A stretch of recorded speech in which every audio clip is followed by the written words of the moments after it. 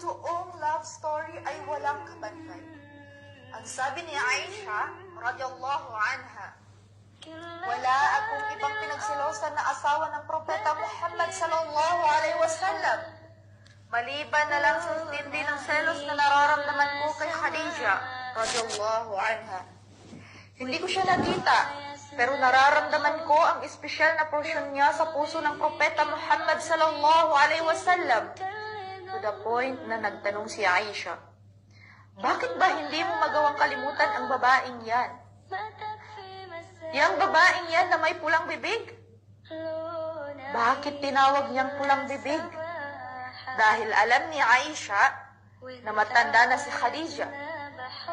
Sa panahon ngayon, walang lalaki ang magnanasa sa matandang babae. Pero ang Propeta Muhammad sallallahu alaihi wasallam, kahit na matanda na si Khadija, lubos niya itong minahal. At nung narinig ng Propeta Muhammad sallallahu alaihi wasallam na tinawag niya Aisha, si Khadija ng pulang bibig, nagalit siya at namula ang kanyang mukha habang binibigkas ang salitang, Wallahi al-azim Aisha, walang babaeng papantay kay Khadija radiyallahu anha. Ano ang sabi ng Aisha? Ang sabi ng Aisha radiyallahu anha sa kanyang sarili, kailanman hindi na ako makikipagkumpetensya pa kay Khadija. Namatay siya, hindi ko siya nakita, pero siya yung hindi ko mapantayan. Yan ang tunay na love story. Ang Rasulullah sallallahu alaihi wasallam is a perfect model of humanity. Sa kapwa kong kababaihan, naway biyayaan tayo ng lalaki na katulad ng Rasulullah sallallahu alaihi wasallam. Amin ya Rabb. Na kahit wala na tayo sa mundo, ay hindi pa rin tayo mawawala sa isip at puso ng taong mamahalin natin. Hindi tumitingin sa panlabas na anyo, kundi sa ugali bumabase. Ngunit, bago natin hilingin yon, maging Khadija muna tayo. Sino si Khadija? Siya ang unang naniwala sa Propeta Muhammad sallallahu alaihi wasallam. Sino si Khadija? With high moral. Hindi pa siya Muslim, napakataas na ng kanyang moral, mas lalo na nung naging Muslim siya. Sino si Khadija? Inilaan niya lahat ng kayamanan niya sa Islam. Isinakripisyo niya ang lahat-lahat sa Islam. She grew up in a lack of luxury, pero namatay siya na tugbi-tugbi ang kanyang mga damit.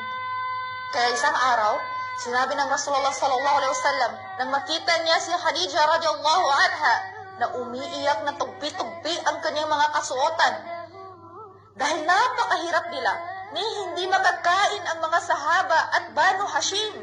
Tinanong ng Rasulullah sallallahu alaihi wasallam, Ya Khadija, mahal kong asawa, bakit ka umiiyak?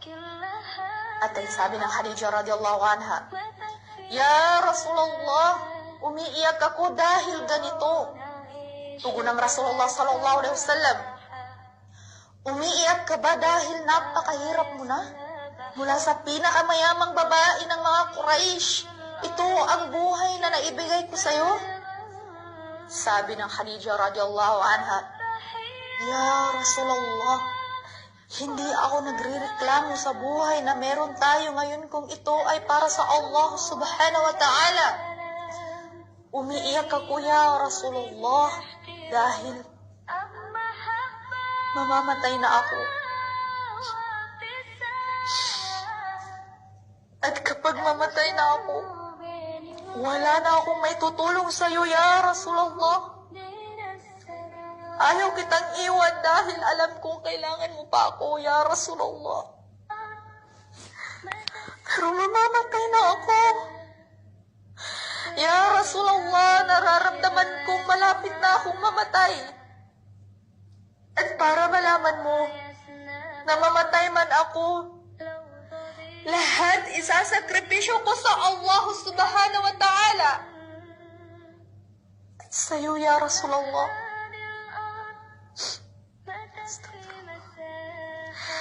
Kapag inilibing mo man ako, Ya Rasulullah, itansya mo na ang mga katawan ko ay kinain na ng mga lupa at ang buto ko na lang ang natitira. tinitira. Ya Rasulullah, hukayin mo ang aking libingan at gawin mong pana ang aking mga buto para ilaban sa mga kufar. Ito ang tunay na love story in terms of ease and hardship. Ito ang totoong pagmamahal na full of baraka. Na walang edad na iniisip o anumang kayaman